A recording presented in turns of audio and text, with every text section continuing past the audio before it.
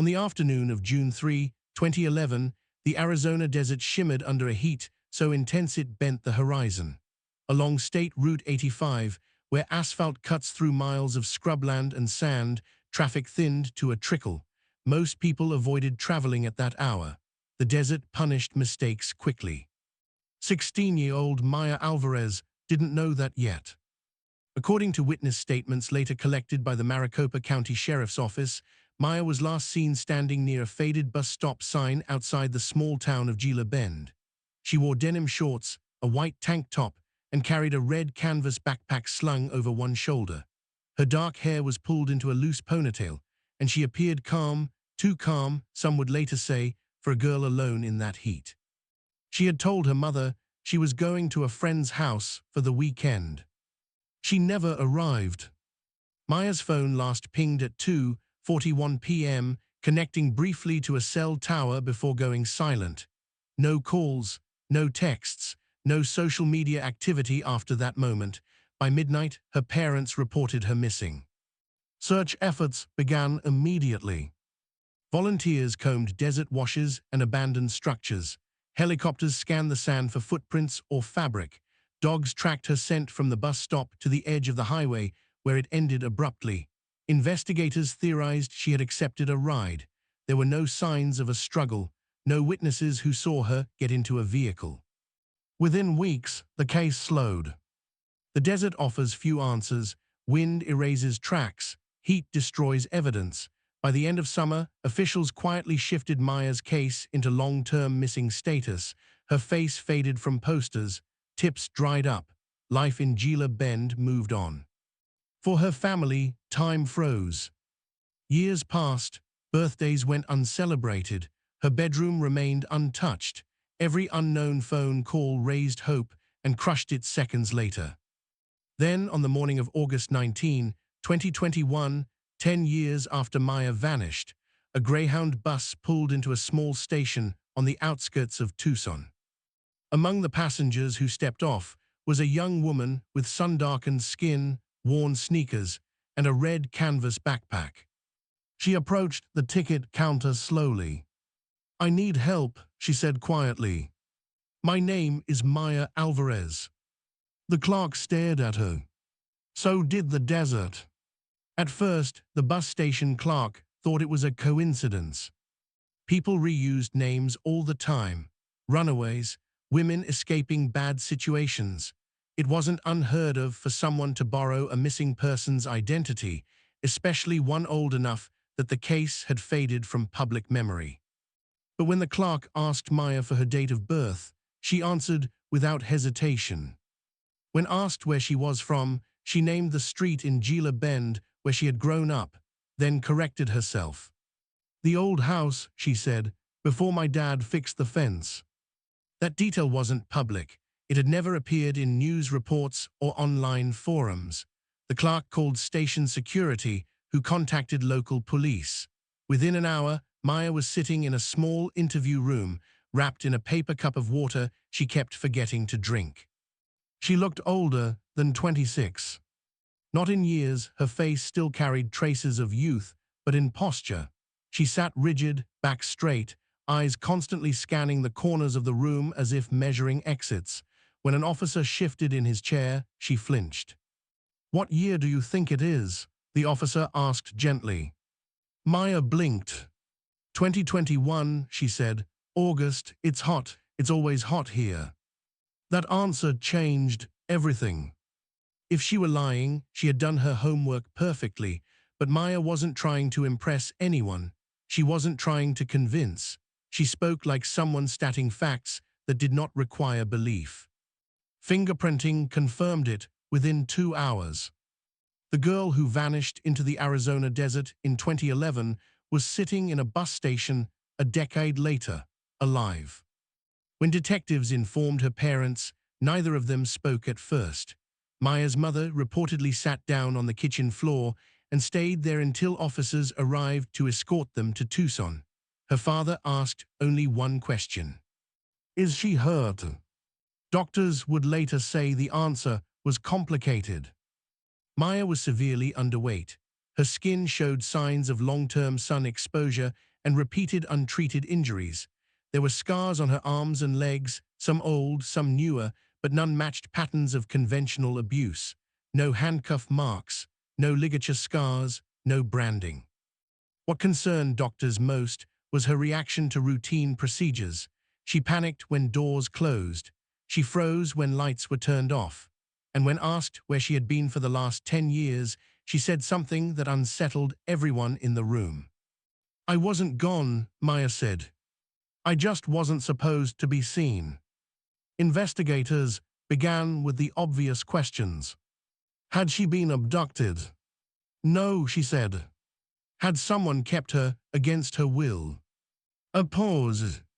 They didn't have to, she replied.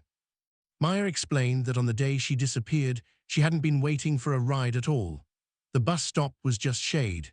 She had been arguing with her mother and walked farther than she meant to, following an unmarked dirt road that cut away from town and into the desert.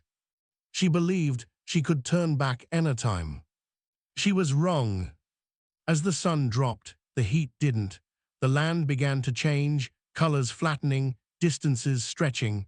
She walked toward what she thought was a structure in the distance. It turned out to be something else entirely. A place people don't put on maps, she said.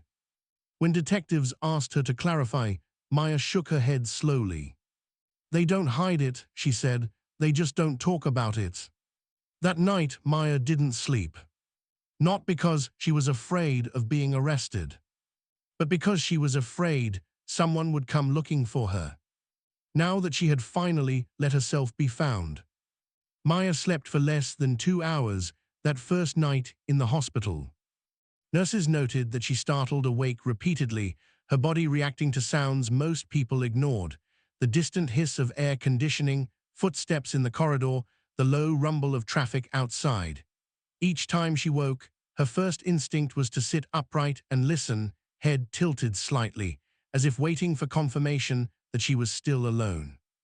In the morning, when a detective asked if she was ready to continue talking, Maya nodded, but only after checking that the door remained unlocked. What she described next was not an abduction in the way people expected.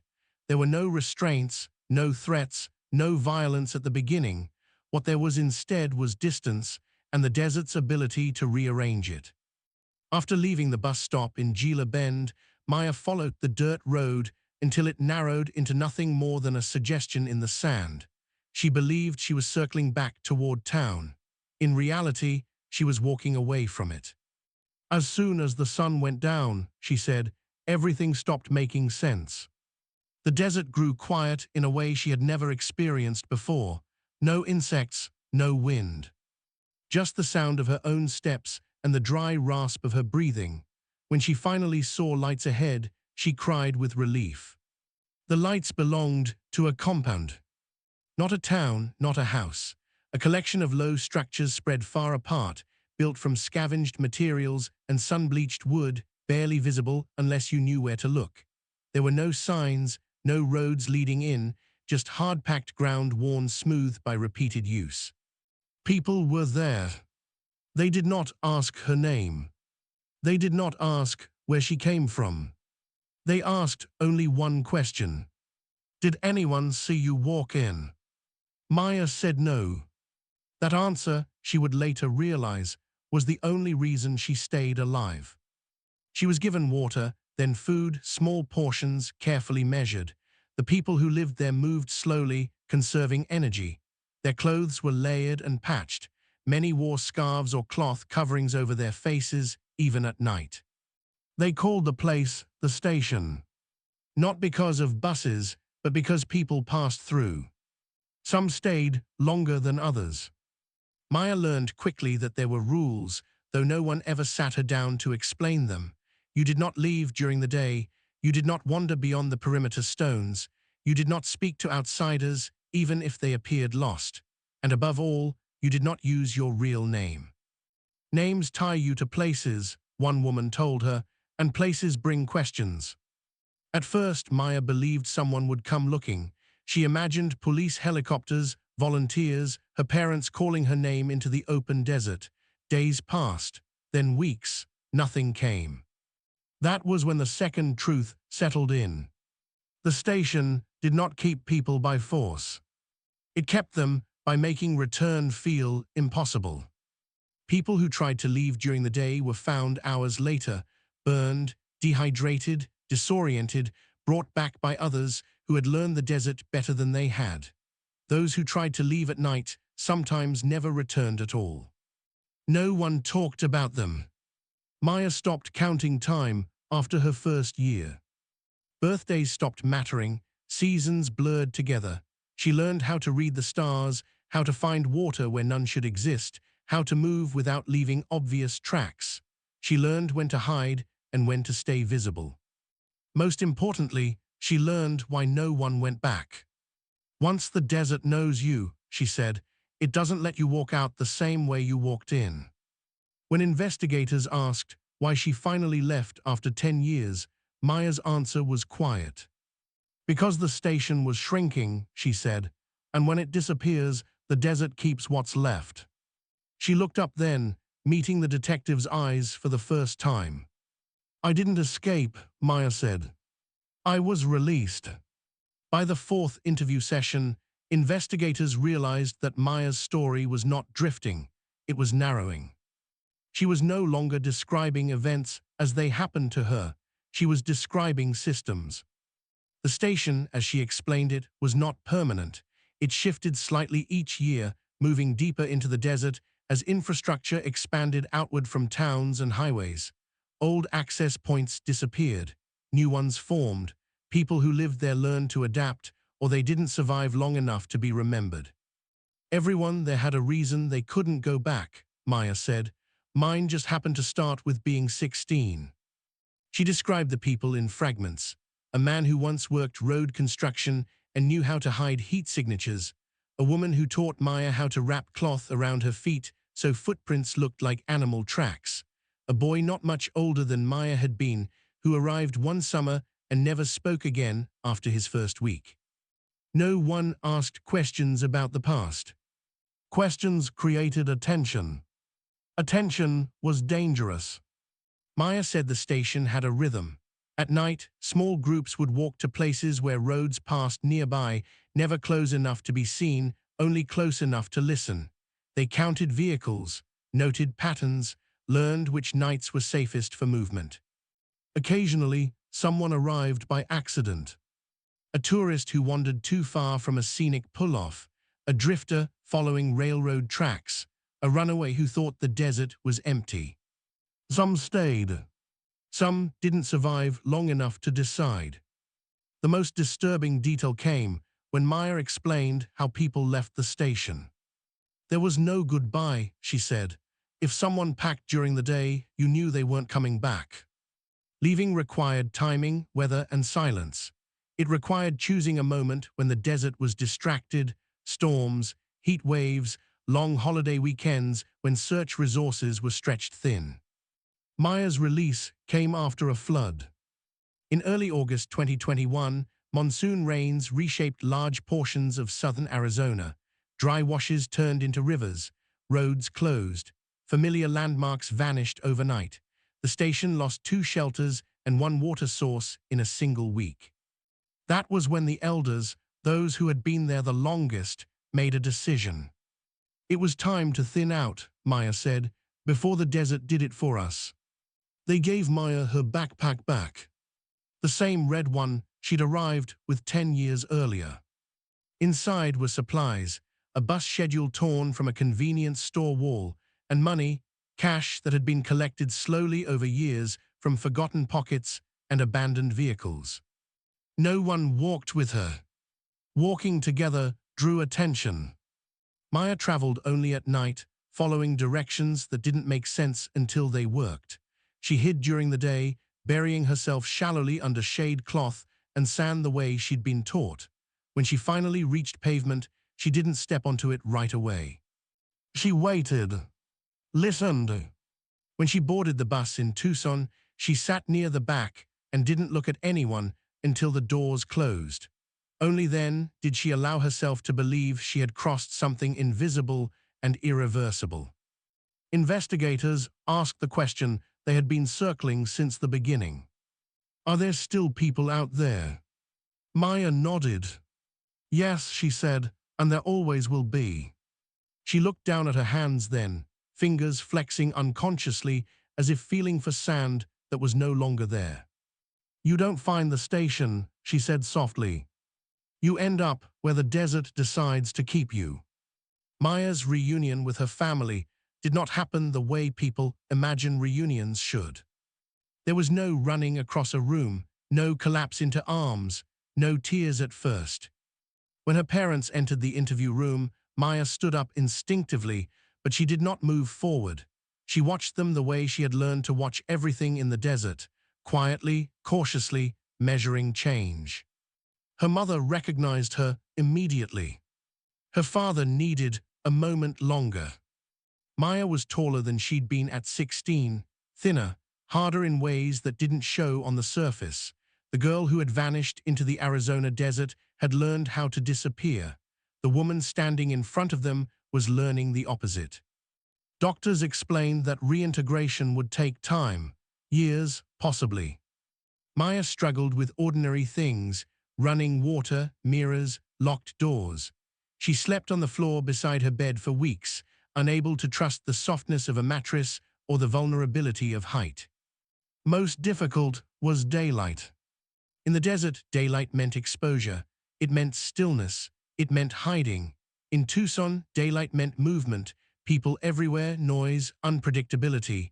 Maya found herself freezing at crosswalks, overwhelmed by the number of directions life could move all at once. Therapists noted that Maya did not speak about trauma the way most survivors did. She did not describe fear in emotional terms. She described it as information. Fear kept me alive, she said during one session. Panic would have killed me. When investigators asked if she would help locate the station, Maya shook her head. It won't be there, she said, not the way it was. She explained that the station depended on neglect, on gaps between roads, between patrols, between attention. The moment authorities actively searched for it, it would dissolve, people scattering deeper into the desert or vanishing entirely. Looking makes it worse, Maya said. You just push it farther out. The case was quietly closed as a long-term runaway survival event compounded by environmental factors. It was an explanation that satisfied paperwork, if not curiosity. Officials avoided press conferences. Maya avoided cameras. She moved back into her childhood home, though she kept her bedroom door open at all times. She learned how to use a phone again, how to navigate a grocery store, how to sit with her back to a wall without appearing suspicious. The desert followed her in smaller ways. She flinched at the smell of dust after rain. She tracked exits without thinking. She counted steps in unfamiliar rooms. None of it felt abnormal to her. This is just how you stay, she told her mother once. One evening, while unpacking old boxes, Maya found something she didn't remember leaving behind, a bus ticket stub from years before she disappeared. She stared at it for a long time, then folded it carefully and put it back. It was proof of a life that had once moved freely. She wasn't sure yet how to do that again. But she was learning. And somewhere far beyond the edges of the city, the desert remained exactly what it had always been, vast, indifferent, and patient enough to wait for the next person who mistook emptiness for safety. As weeks passed, investigators noticed something they hadn't expected. Maya was not relieved. She was calmer, yes, safer, technically, but there was no visible sense of escape, no emotional release that usually follows the end of a long nightmare. Instead, there was a quiet vigilance, as if she were waiting for something to change its mind. Doctors described it as long-term adaptive conditioning. Maya described it more simply. I'm not done yet, she said. I'm just above ground. During one late-session interview, a detective asked a question no one had dared to ask directly. Why you? Why was she released when others remained? Why did the desert let her go? Maya didn't answer immediately. She watched the light shift across the wall, tracking it the way she once tracked stars. Because I still remembered the buses, she said. She explained that most people at the station eventually stopped thinking about return, not because they gave up, but because thinking about it became dangerous. Hope made people careless. Carelessness got noticed. Those who stayed longest were the ones who accepted permanence. They built routines, they stopped asking questions, they let the desert erase their pasts one detail at a time. Names went first, then dates, then faces. Maya resisted that longer than most. She held onto small anchors, street names, school hallways, the sound of bus brakes hissing open. She replayed them in her head at night, not as nostalgia, but as coordinates. When they started forgetting, she said, I started standing out. Standing out is dangerous anywhere. In the desert, it is fatal. The elders noticed. They didn't threaten her, they didn't pressure her, they simply stopped assigning her tasks that required long-term planning. They gave her lighter packs, shorter routes, fewer responsibilities. It was how the station prepared someone to leave. Maya realized then that staying was not always survival. Sometimes it was surrender. And surrender, she had learned, was not something the desert rewarded forever. She asked one final question before she left. Does anyone ever go back? The woman who answered her, someone who had been there longer than Maya had been alive, shook her head. No, she said, some people surface, but they don't come back the same way you think. That answer followed Maya into the city. She saw it in homeless encampments tucked under highway bridges, in people who avoided eye contact too well, in faces that seemed to belong to the desert even when surrounded by concrete. The station was not unique. It was a pattern. And patterns don't disappear just because one person escapes them. Maya began writing things down, not as a diary, but as preservation, routes that felt wrong, places where sound behaved oddly, towns where people went missing without causing much concern. She didn't share these notes with police. Authorities look for crimes, she said. This isn't one. It was an ecosystem. By late fall, Maya had gained weight. Her skin healed. Her voice grew steadier. To an outsider, she looked like a young woman rebuilding her life after tragedy. But some nights, she still stood at her bedroom window, listening. Not for footsteps. For silence that lasted too long. Because in the desert, silence is never empty. It's occupied.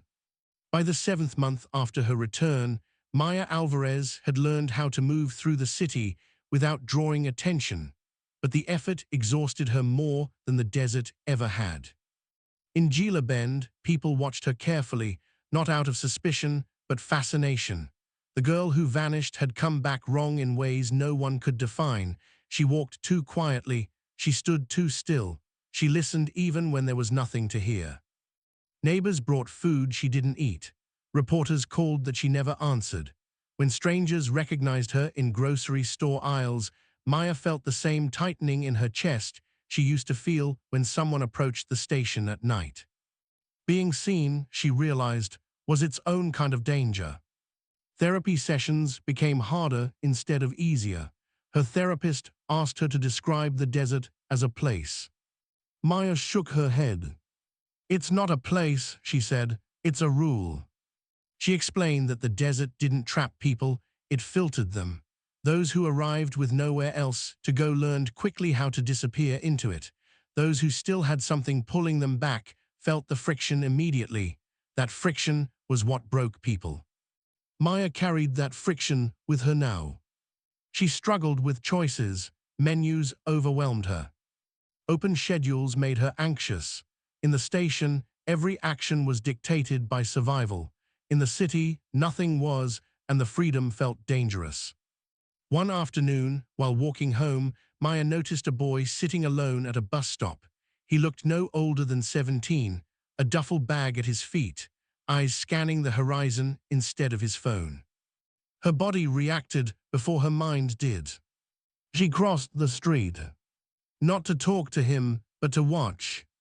The way he positioned himself in the shade, the way he avoided eye contact, the way he sat ready to move at the slightest change in sound, Maya recognized the posture instantly. She didn't approach him. Intervention would only push him faster toward the desert. Instead, she waited until a bus arrived and watched him board. Only when the doors closed did she exhale. That night, Maya added a new line to her notebook. Pay attention to who looks like they're already leaving. Maya's parents noticed the change too. She spent more time outside, less time online. She volunteered at shelters, but avoided becoming anyone's savior. She knew better than to promise rescue. You can't pull people out, she told her mother once. You can only make it easier for them to choose not to go in. Late that year, Maya returned alone to the edge of the desert, not the station, not even close, just far enough to feel the air dry out, to feel the land stretch. She stood there until the sun dipped low. I'm still here, she whispered, not as reassurance, but as declaration. The desert did not answer, but it listened. And Maya understood something then that she hadn't allowed herself to before. Leaving the station had not ended her connection to it. It had changed her role. She was no longer someone the desert kept. She was someone who knew how easily it could. Maya Alvarez never claimed to be rescued. When reporters eventually stopped calling, when interest faded and the story settled into quiet online archives, she felt something close to relief. Being found had never been the end of her story. It was simply the point where it changed direction. By the 10th anniversary of her disappearance, Maya no longer lived in Gila Bend. She moved between places carefully, choosing towns that sat close enough to the desert to understand it, but not so close that it could reach out and take hold again. She worked simple jobs, kept few possessions, never stayed anywhere long enough to feel trapped by comfort. Stability, she had learned, could be just as dangerous as isolation. Maya kept her notebook hidden in the bottom of her bag. Over time, it filled with observations rather than memories. Towns where missing posters stayed up longer than expected, stretches of highway where hitchhikers vanished without urgency, desert pull-offs where cars lingered too long without explanation. She never sent these notes to police. Authorities wanted causes, arrests, conclusions. What Maya tracked were patterns. Sometimes, late at night, she wondered about the people who remained at the station. She did not imagine them suffering. That would have been too simple. Instead, she imagined them adapting, reshaping themselves around the desert's rules the way she once had. Survival did not always look like escape. One spring evening, years later, Maya stood at a bus station, not the one in Tucson, but another, farther west. She watched people come and go, studying posture rather than faces. Most were simply passing through. One girl caught her attention. 16, maybe 17, backpack too light, eyes fixed on the horizon instead of the schedule board. Maya didn't approach her. She stood nearby, close enough to be noticed, far enough not to threaten. When the girl glanced over, their eyes met briefly. Maya did not smile. She did not speak. She simply stayed. The girl hesitated, then turned back toward the station building instead of the road. Maya waited until the next bus arrived. Then she left. That night, Maya wrote one final sentence in her notebook. Some people don't need saving, they just need to know they've been seen. The desert still stretched endlessly beyond the highways, unchanged and indifferent. People continued to vanish into it. Some were found, most were not. The world accepted this as inevitability, the cost of vast, empty places. Maya knew better. Empty places are never empty. They are selective. And sometimes, the most important thing a person can do is step back from the edge and quietly help someone else do the same. Maya Alvarez did not defeat the desert. She understood it. And understanding, she had learned, was the only real way to survive what waits beyond the last bus stop.